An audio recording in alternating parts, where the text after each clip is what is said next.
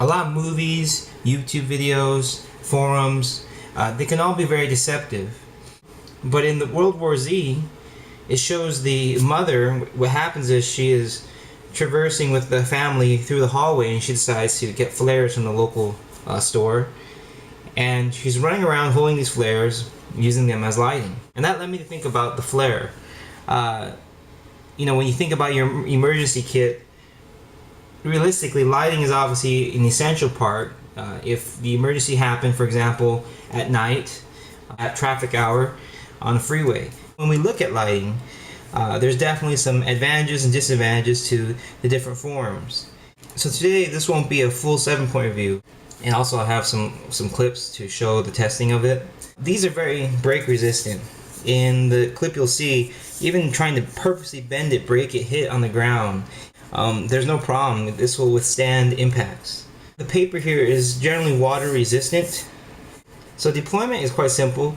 You just pop this cap off, which reveals then, here's the striker. And in here then will be a little black underneath this when you pull and twist off. Basically, you can see it's quite easy. Inside there's a little black surface that you just strike like a match and it ignites. Pop, twist, strike. That requires 2 hands. Once you've ignited it, you can be hands-free, which is something I think a lot of people miss. For example, this light right here, when you clip it on your shirt and you activate, it keeps your hands free. You can just do what you're doing, or you can magnetize it. Some people clip lights to their hats, ranger bands to the little flashlight so they can bite on the flashlight. You want your hands to be free. I mean, if it could be you're just jumping into a river trying to save somebody, but it's dark, you can't necessarily hold your flashlight. Or if you take a fall, same idea. The flare at least is a disposable light that you can set down or throw it to a distance to illuminate an area that perhaps you're not in. And so that's kind of where maybe the strategical advantage of this is that when you look at, for example, a tactical flashlight, you're obviously giving away your position. The light can be followed. But with something like the flare, if you're holding it, it illuminates the person. So that's a disadvantage, but like I said, you can leave the light somewhere. In terms of emergency use, though, it is nice because it's a red color. It has a distinct sort of pattern, a sort of the way it glows, illuminates. It's not like a typical flashlight. It's not a solid beam. So for drivers, people coming oncoming traffic, they will notice that it's a flare, as opposed, sometimes a light isn't enough. It's strange because in that movie World War Z, they're trying to be silent and get through these hallways, but flares have a noise and a smell. In the clip you will see water, like a solid pouring of water will put out the flare. But I would say generally it has a water resistance. If it was raining, if it was pouring, or if the ground itself was flooded, the flare won't work if you set it down on the ground. And again, it comes down to versatility. When I think of a survival situation, they say that sort of immediate response, that ability to get past the first 72 hours is more crucial. And having high-powered, versatile tools is more essential than having something long-term. For example, the flare can cause a fire. So if you had to light multiple objects, if you had to just start a campfire, it's strange because realistically a lot of us do live in a modern setting, and we're not going to be, if anything bad were to happen, we're not going to be setting up a fire and just sitting around the campfire holding hands. This one flare will make that fire for that evening if that's what you really need to do. But the advantages with the flare, and this really sparked from that World War Z movie, is a PD-35, you shine that 800 lumens, it blinds somebody, but the flare can burn somebody. So if one hand is dedicated to holding a lighting tool, at least this one then can serve as a self-defense thing. If you are in tight spaces and trying to navigate and someone does come up and surprise you, it could even be, for example, an animal. You can burn the person or animal with the flare. The flare, eventually, as it burns, depending on how you hold it, of course, I mean, if you try to avoid it, at some point, if there's wind or something, the fire will start to creep over the actual paper, and it'll start to burn and reveal the compound inside. And that stuff looks like neon green acid. It drops and it burns. So for example, if you have a female in your party and she's wearing, her legs are exposed, or someone in the party is wearing open-toed or flip-flops, if that chemical hits your foot, that is going to cause a distraction for sure. It's going to burn, depending on the amount. I had a small amount drop and it burns. It's definitely going to affect your OODA loop, your ability to observe and orient. It's going to interfere with that process. So whatever you're doing, if it burns you, you're going to suddenly, your brain's going to shift towards thinking of that pain, and you're going to lose that slight moment. And so you can hold it for a duration. As you hold from here and it starts to burn, the flame isn't intensely hot. Even in the clip, we started to end around here, and it's fine. If you were to continue holding it and it kept going, you can get a good time out of it. These claim to be roughly 3 to 15 minutes, which just is kind of a ridiculous claim. How can you go from 3 to 15? But generally speaking, you can hold them, but I would suggest then to that realization, if you can remember, you may want to be wearing a glove. They come with these stands, to help. Obviously, it was raining, or just to get more of the illumination, so you don't, isn't against the ground. But even if it wasn't to have the stand, I would consider using the stand to have as a guard over my hand. In the movie World War Z, when the mother is running around, she's flinging this flare around, realistically, that chemical compound is going to be dripping everywhere. And it would burn her children maybe because they are shorter than her. You have to realize that through all the media, we have to really test these claims.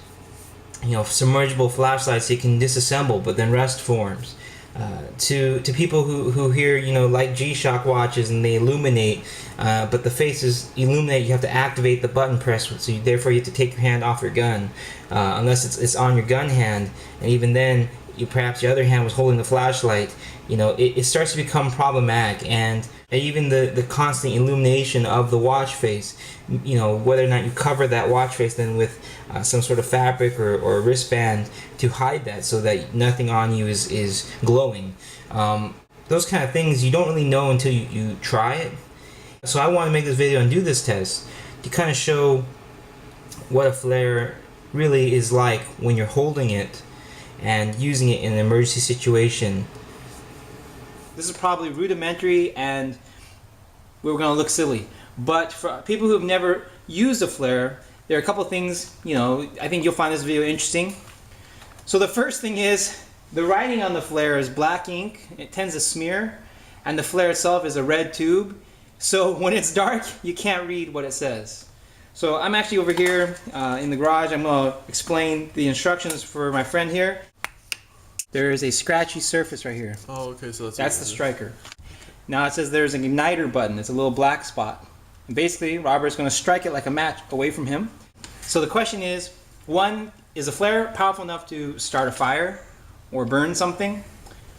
Second question will be, how much does it illuminate the person holding the flare? Like, is it something that creates a spotlighting, like it lights up the whole room and it makes it visible, the person holding it? Or is it kind of like how the high-powered flashlights kind of darken around the individual holding it and you only see the light? And then the third question is, how far is the flare effective? Well, I can say right off the bat, it illuminates the person holding it. So like a firework. It's like a firework, yeah, like a sparkler. I can see him. And let's try if do you feel some heat? Not really, no. Okay, definitely able to burn. So it's definitely able to start a fire. So if you're looking for a fire starter, bam. It's getting more. It's getting more bright. Jesus. Okay, when you're using it, let me ask a question. If you look at me, I'm 15 feet away from you. Is it hard for you to focus on me? No, I'd say if you look right at the flare. If you look at the flare, you're going to be kind of it hurts you. But yeah. if you're looking at me or looking at other things, it won't obstruct your vision. It's not bothering your eyes. No. Okay. Okay, so how about over here? Can you see me? Yeah. So at 20 feet, it's illuminating me. Not exactly illuminating you, you're sort of dark. Really? Yeah. But you can still see general outline. So you think it's only effective around like 20 feet? Right, I mean, if I could... Can you see what my left hand is doing? Yeah, you're moving. It's on the garage. Okay, you can see my hand moving around. Right, So you can still see enough to see general details of my body. Right. Try stepping back even further. it's not silent. Keep that in mind too. A flashlight, you know, like these Phoenix lights, you know, they're bright, but they're quiet. That thing is making an audible noise. So don't hold it down. You hold it down, the fire will go up the stem. So hold it up. Okay. It doesn't light up just forward. It lights up kind of Like a little, almost like a circle around it. like Wow. a semicircle. And that chemical just got on my skin, and it does burn. Wow, that burned. Really? Yeah, that hurt. You move it around like these little drops. Yeah. Those neon green drops of whatever that chemical is. Those burn. They hurt. So it's kind of interesting. There's some pros and cons for sure. Yeah. I think if you put it on the ground, it's good. But look, I mean, if you have to keep holding it, it's kind of like that funny, right? Those movies. Yeah. Yeah, I mean, World War Z, the woman's running around holding the flare, and it's dripping hot chemicals everywhere. Like, you know, if she didn't burn herself, that's awesome. But I would say, generally speaking, if you're gonna hold the flare to find your way, it is gonna burn. No. Nope. Well, yeah, I do see some spots. So I think there's some interesting things to using a flare, realistically speaking. I think based upon that runtime, there was still about a good couple, like 3 inches ahead of my hand. Yeah. But as it starts to get closer and closer, and that kind of, there's some kind of like neon fluid that is coming off, it can burn you. Or if you have kids or something shorter, someone shorter than you, if you're wearing flip-flops, open-toed shoes, and it drops on your foot, you're gonna feel that burn. It does have a chemical odor to it. So there's an odor, there's a sound, but it can start a fire. It can burn someone as a self-defense thing, and it kind of illuminates in a general area. But definitely, that's why I say that these movies kind of, you know, it's like you see that World War Z when they're running through those hallways, and it's just silly. Like, if they're trying to be silent and the flare is causing noise, that's, I mean, no, you would hear the flare. If you'd smell it, it would be burning you, or you would only be able to hold it for so long. And what's interesting is that as it's getting closer to the end point, the fire seems more violent. So if you notice, like, the flame was literally just like bursting left and right from the... Yeah, actually the chemicals seem to spill out more. Yeah. I think perhaps as the wrapping around it caught fire, it was burning the sides and allowing the chemical to drip off the side. How easy is a flare to break? Is it fragile? No. Even like applying pressure, and this is slightly soaked, it just bends. You can feel it bend, but that compound is in there very, very securely. So I would say if you fell or sat on it, it is still, I mean, look, barely, it's just very strong. Let's try. I mean, look, the powder's coming out, but the flare isn't breaking. I mean, it is really strong. So I would say in terms of durability, it is durable. So the last question is, here's some of the powder from the inside of the flare has been dumped out.